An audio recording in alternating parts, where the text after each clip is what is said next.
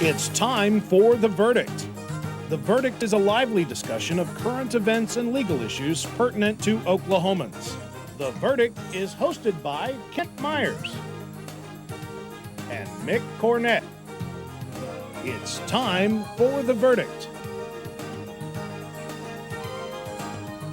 Hello and welcome once again to The Verdict. Mick Cornett with Kent Myers. We're here every Sunday morning at 9 o'clock to have another show about topical events and interesting guests. And today we have the State Treasurer with us. We are going to meet the new State Treasurer. That is not as new as it may sound because we have met the person before on this show that is the State Treasurer now, Scott Meacham.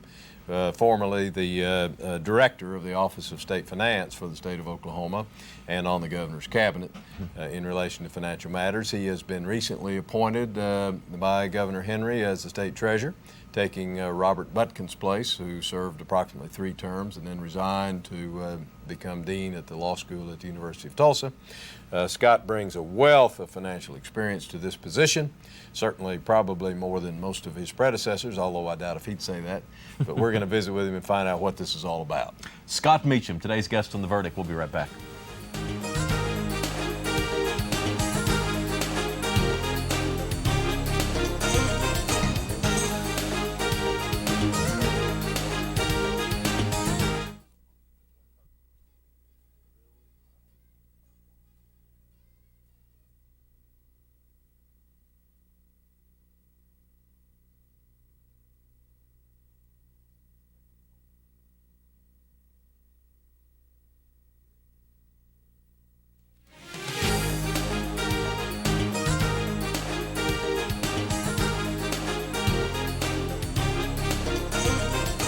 Welcome back to the set of The Verdict. Mick Cornett with Kent Myers, and Kent's going to introduce our guest. Once again, we welcome Scott Meacham to the set of The Verdict. Scott is a native of Western Oklahoma, former Director of Office of State Finance, and then, while in that position and still on the Governor's Cabinet as Secretary of Finance and Revenue. Scott got his BBA and law degree from the University of Oklahoma. He had practiced law extensively for a number of years out in Western Oklahoma in Clinton. He has been a banker in Elk City and relatively recently joined Governor Henry at the state capitol as indicated, the Director of Office of State Finance, but has been recently appointed as the new Oklahoma State Treasurer. This is his second visit to The Verdict, but first wearing this particular State Treasurer's hat. Welcome. Glad to have you. Thank you. It's good to be here. Spent over 2 years as the Director of State Finance. I take it this is really your first entry into this level of politics, of being a member of the Governor's Cabinet and everything. How you like it? How did you feel like you left that office in the last 2 years that you spent? Well, I never thought I would be involved in politics. I mean, I was a banker in Elk City and pretty happy doing that, but I guess because of my friendship with the governor, it gave me an opportunity to come do some things to hopefully make Oklahoma a better place. And I've really enjoyed that. I enjoyed my term at the Office of State Finance. We did a lot of really great things. We upgraded security. We started this CORE project, which is a consolidated statewide processing and accounting system. We did a lot of things, and there's still things obviously that need to be done, but we did a lot. Scott, I think the average viewer, and I count myself as, well, probably below average, but a viewer of this show might be confused about what is the difference in the duties between the Director of the Office of State Finance on the one hand and the State Treasurer on the other. One might just kind of assume the State Treasurer is the Director of State Finance, but is not. Can you contrast those two offices and how the duties differ? Well, and I was with you before I entered state government, to tell you the truth. There's kind of 3 big differences.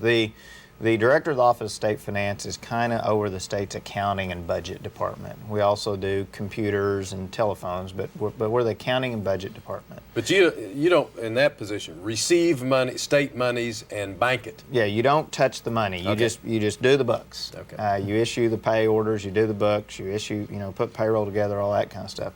State Treasurer, you're responsible for basically protecting the state's money, investing the state's money, and spending the state's money. Yeah, here's a graphic we've just pulled up that the principal duty of the State Treasurer is custody of public money.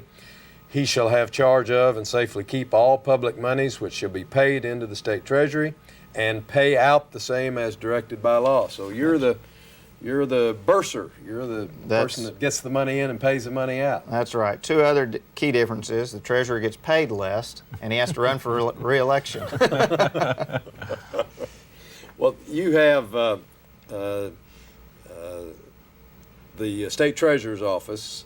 What kind of an office is that from the standpoint of location, personnel, duties, and the like? Well, we have a pretty large staff because we have a lot of duties. We have 3 locations. We're at the state capitol, and then we're on an office building in Lincoln Boulevard. Then we're down at the state data center also. We have a number of employees that do a lot of different functions. We're over obviously investing and managing the state's money, over the unclaimed property, over all the state's banking relationships of all the state agencies and state government. So it has a fairly broad scope of duties. Any significant personnel changes coming? No, I inherited a great staff, and I intend to not make any changes. There's a few that are retiring that, their retirements were already in process that we'll have to replace, but by and large, I inherited a great staff. Is the treasurer's office in Oklahoma set up similarly to other states? It varies. Some states have sort of this bifurcated system like Oklahoma does. I think more states are moving to a consolidated system like Texas does, where they have the Office of Comptroller that includes all the financial functions in one office. It just varies. I mean, probably about a 50-50 split. Over the course of a year, approximately, and just speaking in round numbers, how much money will you be responsible for receiving and paying out? I can tell you with state and federal dollars, we will have over $10 billion go through our hands every year. I take it you're bonded. Yeah, absolutely. Absolutely. Low interest rates, high interest rates, what helps the state treasurer? Well, obviously, this is one of those deals where you get helped on one hand and hurt on the other hand. Direct investment earnings, obviously, we earn more with higher interest rates. But when tax collections for the state as a whole, the economy does better with lower interest rates. So I think if I had to choose, I would choose lower interest rates and a more robust economy. So that's kind of what you got right now, isn't it? It is. We're, Oklahoma's economy is doing great right now. We started, if you remember when I first came into office and first came in this show, things weren't very good. Yep. And starting about July of '03, our economy started a trend of continually picking up month after month over the prior year, and we've done it ever since. Of the 2 or 3 major revenue sources for Oklahoma, how are they doing currently? Well, the big 3 are income tax, sales tax, and gross production. And we're up in all 3 of those categories. We're up probably over 8% in income tax. We're up probably around 4.5% to 5% in sales tax. And gross production is up, it varies, but it's probably up 6% or so. I really think, people ask me what's driving our economy. I really think the oil and gas industry is driving our economy right now. Because if you look what our production volumes are doing, we got oil companies that are putting a lot of people to work. They're paying mineral owners a lot of money, and that creates a lot of spin-off income tax collections as well as sales tax collections. So how do we avoid what happened 20, 25 years ago when the economy sank with the oil bust? Well, I mean, obviously you're always going to be, when you're in a commodities-based economy, you're always subject to swings in commodity prices. And you're always going to have that. I think the long-term outlook for oil is better, though, because the supply and demand factors are so much different than they were back then. But I think what we have to do as a state is we have to create basically reserve funds, a stronger rainy day fund with perhaps more money in it. That's one of the things the governor recommended this year, is that we expand the amount of money we keep in our rainy day fund. So we have more money to then withstand the dips when the dips come, and they will come. I mean, that's just part of economics. Well, let's stay on that subject just another minute or so, because I want you to call on your banker's experience a little bit. As we know, in the Penn Square Bank time period in the early 80s, when the price of oil went from something really high down to something really low, I don't remember the numbers, a lot of oil and gas people had borrowed significant sums of money to pay significant sums out for leases and rigs and related activities, and banks really got hurt when that dried up. Well, we now once again have the price of oil very, very high at $55 or $50 a barrel. Exploration is at a high peak, in Oklahoma, such as it is. Are the banks taking any different approach in dealing with this kind of situation today than perhaps they did 20 years ago? Well, I think we learned a lot through the oil bust. We learned, as an industry, we learned that cash flow projections need to be based on realistic numbers, and they need to have some variance built into them, because again, on a commodity-based industry, that you're going to have variations in cash flow. We also learned that when you're in a commodities-based industry, that a lot of the infrastructure you loan on can depreciate very quickly in price. So we learned to build in bigger margins of what we'll loan against on equipment and things like that. So yeah, I think we've made a lot of changes. We've learned how to identify problem loans quicker and deal with them better. And I think the industry is much better poised to withstand something like that today. Let me jump in here and get us to a break. Mick Cornett, Kent Myers on the verdict. We're visiting with Scott Meacham, the state treasurer, and we'll be right back.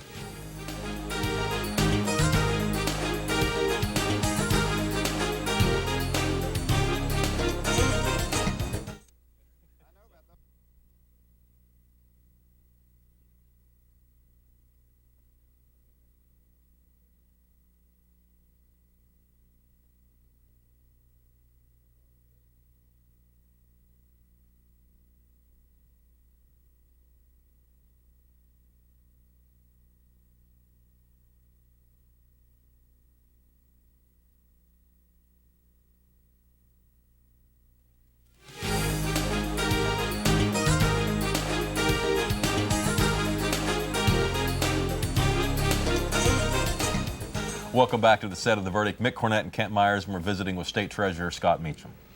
Scott, the state treasurer position that you assumed by appointment is an elective position, and I know that, and you were appointed by Brad Henry. I wish you'd tell our viewers about the time in an elective situation you actually ran against Brad Henry. Well, my only electorate experience was I ran against Brad Henry for editor-in-chief of the Oklahoma Law Review.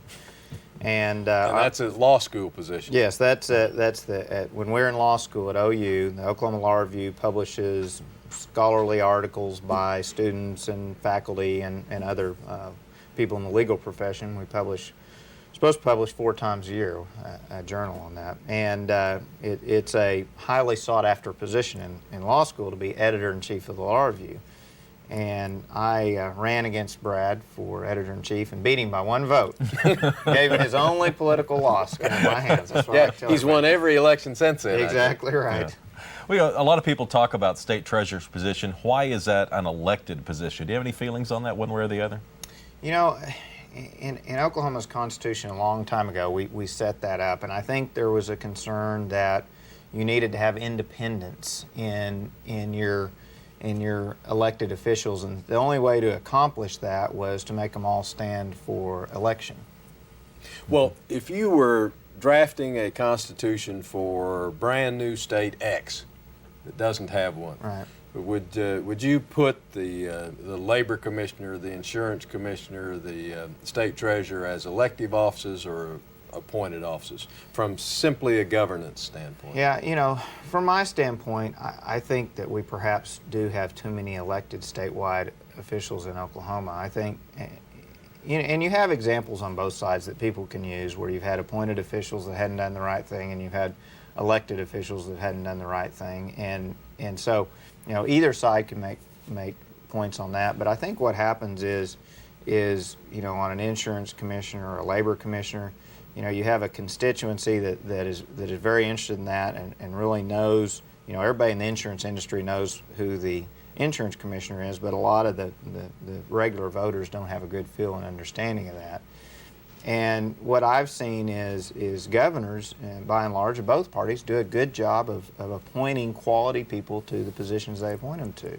And, I think in the long run, we might get, more responsiveness actually if we had appointed officials in some of those positions. What other government agencies, what branches of government inside the state of Oklahoma does the treasurer deal with typically, and do you deal with treasurers in other states? Well, we do deal with treasurers in other states more through an associational type relationship, the Association of State Treasurers. The the branch of the entities in state government we deal with most are the Office of State Finance, who we work very close with, and then we also have a lot of interaction with the Tax Commission. What about the financial arm. judicial, executive, legislative? Does that have anything to do with the Treasurer's Office, or does it just deal with the Office of State Finance? Well, the Treasurer's Office is clearly constitutionally part of the executive branch. And what we do is we have to interact with the other branches, and the legislative branch, for example, wants to monitor performance and monitor to make sure that we're doing things we're supposed to, and that's part of their function. And I don't have any problem with, obviously with giving them reporting, allowing them to see, just like the rest of the public, of everything we're doing. I mean, that's part of their role and part of their function.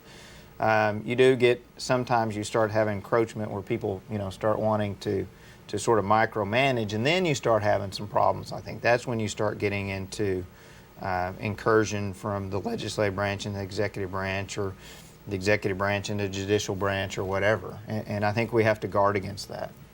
You mentioned this Association of State Treasurers. Do you have any sense, just in the few weeks you've been in office, as to how many states have elected state treasurers and how many have appointed state treasurers? What percentage? I really don't. I suspect that most states still have a elected senior finance official. For example, the state of Texas, they consolidated all their operations, but it's in an elected state comptroller position. And so that's my sense. That's one of the things I really want to look at is coming from state finance and seeing how close state finance and treasurer's office are. I want to see it, how can we move those two agencies closer together and make them work better together, and perhaps that means consolidate them. I don't know. I just think that's something that we ought to look at, and we ought to look at, what are other states doing, what works well, what are the best practices out there. Now, who took your position that you vacated to come over to be state treasurer? Claudia San Pedro. She was my budget division director. So promoted from within by Governor Henry? Yes. What's the short-term and long-term economic forecast for Oklahoma? What's the Scott Meacham analysis? Well, I think short-term our economy is going to continue to do very well. I think that, all of the areas that we look at in the economy right now are doing well. All of our commodities-based areas of the economy are doing well. I think that longer-term, though, we have some challenges that we need to address. We need to talk about that we are very dependent on the oil and gas industry, and that is a non-renewable resource. So while we're enjoying the good times right now, we need to be thinking about the future and investing for our future, and looking, maybe 20, 30 years down the road, what's next? We need to be developing more of our deep gas drilling resources in Oklahoma, because we do have still undeveloped resources in Oklahoma, especially deep gas, and we need to be doing some of those kinds of things. So we're making decisions today that hopefully will impact the future, and not just thinking that what we got today is going to go on forever. We are reliant on oil and natural gas. We do need to diversify. Are other states more diversified than Oklahoma? I think that's probably a fair statement. Other states probably are more diversified than Oklahoma. Other states have probably more manufacturing jobs than Oklahoma. We have quite a bit of service industry, but if you look at a lot of our service industry in Oklahoma, it revolves around the oil and gas industry or the agriculture industry, both of which are commodities-based industries. I think, one of the first things that Governor Henry did when he took office was he did this comprehensive edge analysis, where we had members of the business community, members of the higher education community, do a statewide blueprint of what does Oklahoma have to do to down the road to grow our economy and make us competitive. And they said we got 5 areas of potential excellence in Oklahoma, and it's like agricultural, energy, biotechnology, weather technology, and sensor technology. And what they recommended is we need to invest in those 5 areas to grow our economy. That's where the most synergy exists. And they have proposed creating a $1 billion research endowment to do basic research in those areas and commercialization of technology. We've tried to start this year in getting that thing funded, but $1 billion is a lot to come up with. But we think it's important to do that. Well, you used the phrase "look down the road." Let's look down the road from Scott Meacham's perspective. You're in an elective position now until roughly 2006. You got a year and a half or so to go. Disclose it first on the verdict. What is your intention? Do you intend to run for re-election? Yes, I do intend to run for re-election. The governor, you know, that was one of his things he said. He says, "I'll appoint you, but you have to agree to run for re-election." I said, so, you know, and that'll be a new experience for me, obviously, as I've never run for, other than law review, I've never run for any kind of public elective office. So he gave you a pay cut and then told you have to stay longer. Yeah, he did. Friends like that, who needs enemies? Well, what do you... well, I guess we're out of time. We are. Time went so fast with you. You got to promise to Treasurer. come back. I will. Appreciate you coming by. Scott Meacham, Oklahoma State Treasurer, our guest today on The Verdict. Kent and I'll have a final word when we get back.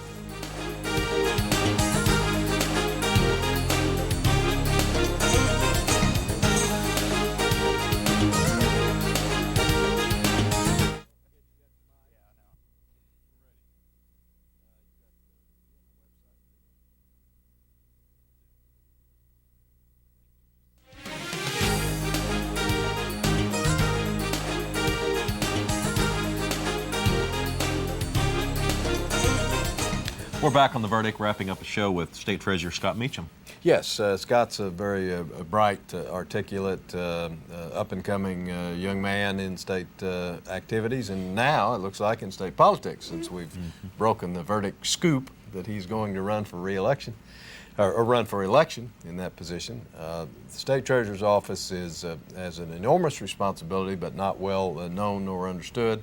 And as a matter of fact, I think, Mick, we want to have Scott back in a few weeks to discuss some other aspects of the State Treasurer's Office that I think your viewers will find interesting. Speaking of something interesting, we think we're going to try to tell you on our next show next Sunday morning why the light comes on when you flip the switch at home. We're going to do a show about electricity and how electricity gets generated, how it gets transmitted, how it gets into our homes. And we're going to have Corporation Commissioner Denise Bodie and Max Spiegel, the General Counsel of the Oklahoma Municipal Power Authority, talking to us about the shocking subject of electricity. And we'd like to give website information so you can learn more about our guest. Scott Meacham says to find out more about him, just go to the state's website, ok.gov. And we also didn't get a chance to talk to Scott about it, but his office is in charge of unclaimed property, and you can also access that information on the State Treasurer's website. We'll see you next week.